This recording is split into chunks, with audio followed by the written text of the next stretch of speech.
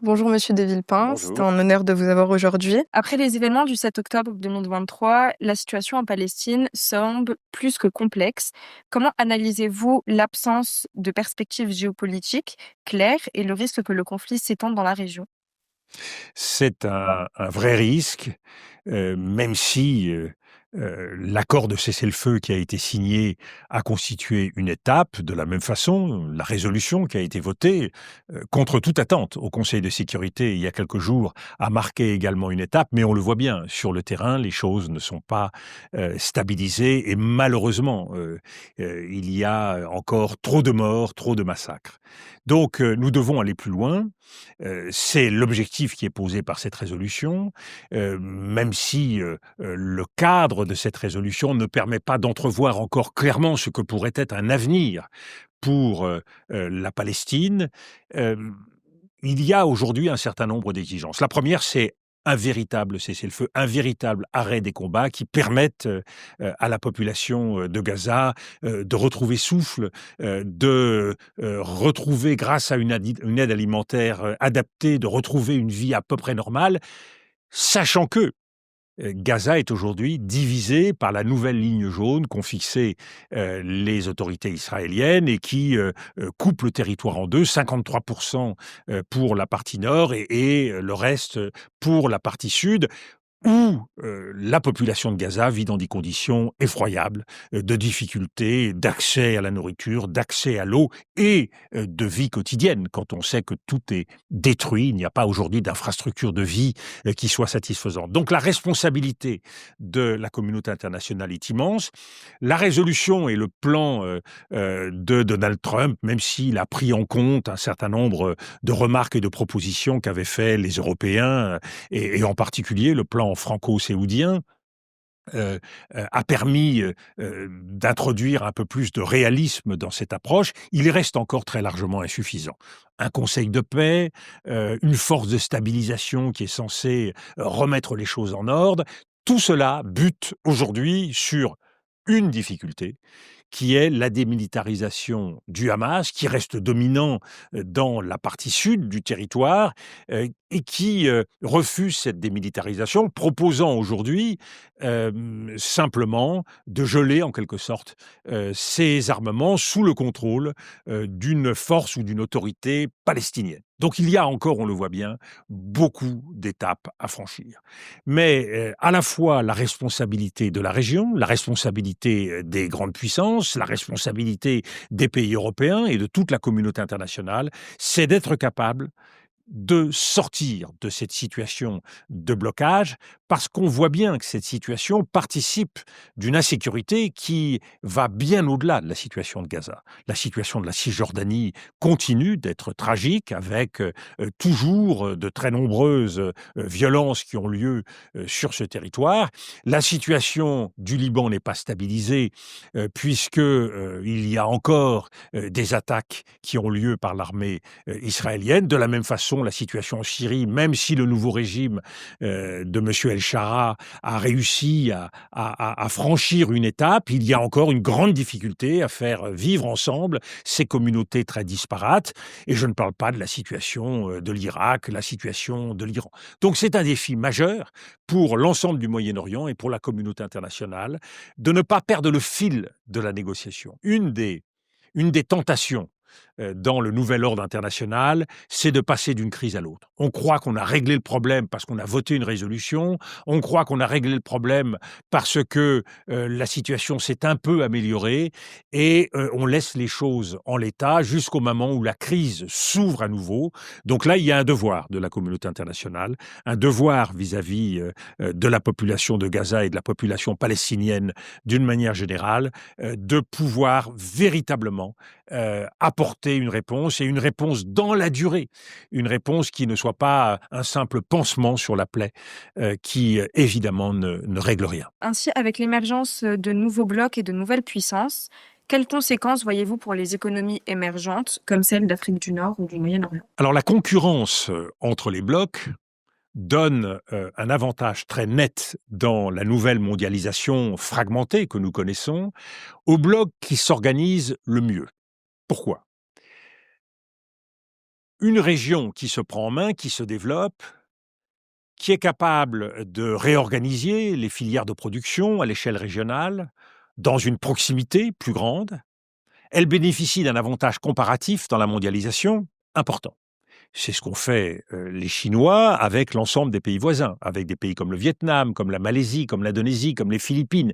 Ils ont développé des stratégies d'entreprise qui permettent d'optimiser des chaînes de production, des chaînes de valeur, bénéficiant d'une main-d'œuvre pas chère dans les pays voisins et de la technologie qu'apporte l'économie chinoise, ce qui permet à la Chine de vendre des produits à l'ensemble de ses pays voisins tout en bénéficiant du travail moins cher des pays voisins.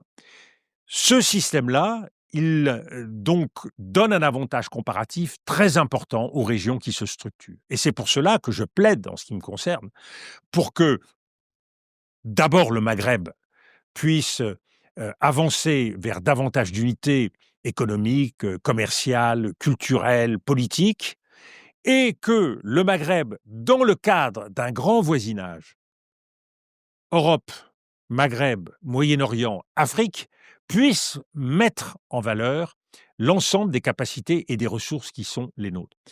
Le Maghreb constitue un nœud d'interconnexion très important pour l'ensemble de cette région. D'abord parce que on le voit dans le domaine des migrations, on le voit dans le domaine des marchés. Il y a des intérêts qui sont très connectés entre ces différentes régions. Les ressources énergétiques dont dispose le Moyen-Orient, les ressources humaines dont dispose le Maghreb, le fait que le Maghreb soit confronté à des situations sécuritaires très graves, notamment en ce qui concerne la région sahélienne, fait qu'il y a un intérêt commun. La capacité du Maghreb à participer au règlement de ces difficultés a une contribution immédiate, et pour l'Europe, et pour le Moyen-Orient. Donc si nous établissons des synergies entre ces différentes sous-régions pour constituer un ensemble qui développe davantage ces relations dans tous les domaines, technologiques, économiques, ça se fait à l'avantage de tous. Donc je pense qu'aujourd'hui, il faut prendre conscience de ces synergies. On voit par exemple en Tunisie, des startups qui ont fait un chemin formidable, Instatid et d'autres, qui arrivent à réaliser dans le domaine technologique, dans le domaine de l'automobile, et qui constituent aujourd'hui des exemples à suivre. Donc il faut prendre en compte cette nouvelle donnée géographique pour penser les relations entre nos États dans un cadre de voisinage et non plus dans le cadre ancien, simplement où l'on pensait aide au développement, on pensait coopération nord-sud. Nous sommes aujourd'hui véritablement dans une logique de voisinage et de coopération entre pays qui doivent fonctionner à égalité d'intérêt et de respect. Le recul de votre expérience politique et votre connaissance des rapports de force actuels, quel message aimeriez-vous faire passer à la jeunesse ? Quelles devraient être, selon vous, ses priorités pour s'affirmer dans un monde en pleine recomposition ? Alors je voudrais bien sûr essayer d'abord de faire passer un message d'optimisme. Je suis plus que conscient des difficultés qui sont devant nous. Des difficultés qui sont liées en particulier à quelque chose dont j'ai beaucoup souffert dans ma vie, qui est l'assignation. Nous sommes dans un monde où on voudrait chacune, nous enfermer dans une logique identitaire.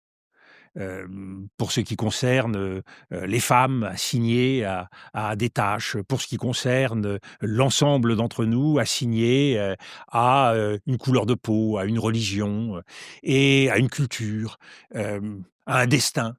Je crois qu'il faut être capable de lever ces obstacles, être capable de dépasser ces différends sans céder à ce qui constitue le débouché naturel de l'assignation.